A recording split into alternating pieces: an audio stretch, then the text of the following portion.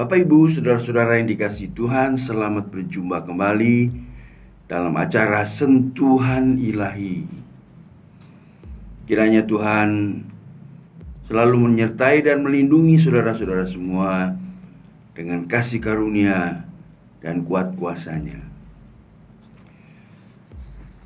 Penampakan Yesus setelah kebangkitannya tetap merupakan misteri. Siapa bisa mengerti mengenai kehidupan yang dibangkitkan dari kematian? Mengapa dia sengaja meminta murid-murid meraba tubuhnya? Misalnya dia meminta Thomas menusukkan jarinya di lubang bekas paku di tangannya. Lalu secara demonstratif Yesus makan ikan goreng di depan mereka, kata Lukas. Unsur materi atau fisik dari tubuhnya diperlihatkan. Bahkan luka-lukanya tidak dihilangkan. Memang tubuhnya sudah dimuliakan sehingga bisa menembus ruangan tertutup, menghilang dalam sekejap. Semua ini dilakukannya agar murid-murid percaya bahwa dialah Yesus yang sama yang sudah bangkit. Dialah Tuhan. Dan Tuhan Yesus memakai panca indera kita untuk menunjukkan keilahiannya. Karena kita adalah makhluk yang masih terikat dengan dunia ini, dengan bumi ini. Sejak dari perjanjian lama, Tuhan menyatakan diri melalui dunia fisik, di mana kita menjadi bagiannya. Tuhan turun di Gunung Sinai, satu tempat TKP, lokasi yang tertentu yang dipilih oleh Tuhan. Atau ketika dia hadir di dalam penabisan Bait Allah dengan kehadiran yang luar biasa, dikatakan ada kemuliaan Allah yang turun ke atas bait itu.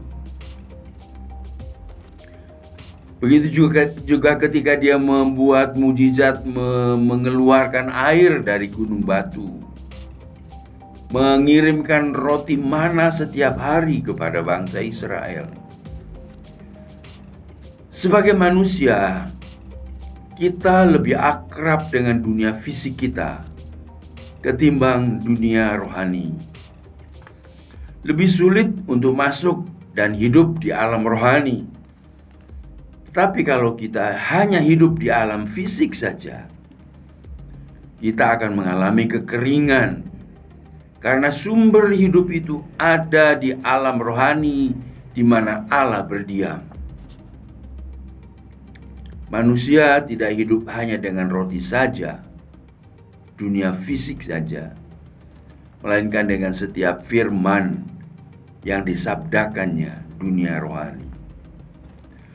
Dalam dunia rohani, meditasi tentang Allah nampaknya telah menjadi disiplin rohani yang sayangnya hilang pada zaman modern ini. Calvin Hughes dalam renungan setiap hari bersama Yesus menyebutkan 3 keuntungan dari bermeditasi tentang Allah. Ketiga keuntungan itu yaitu, yang pertama, kita bisa menaklukkan pikiran kita. Kedua, kita bisa membangun kekuatan batin atau jiwa kita. Dan yang ketiga, mendapatkan ketenangan di dalam hati kita.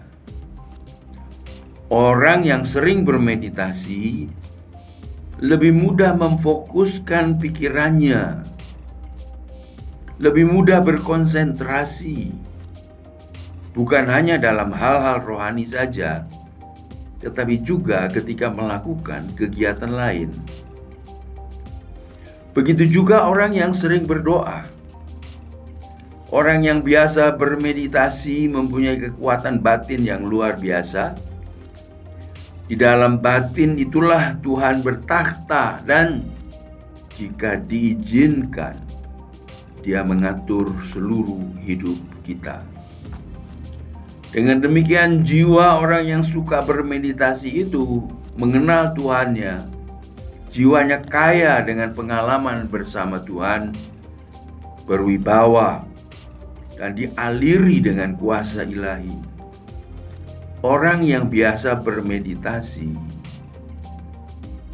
memikirkan tentang Tuhan dan karyanya, memikirkan tentang firman Tuhan. Mereka orang-orang yang tetap tenang, teguh, mantap, ceria, positif, punya perspektif ilahi.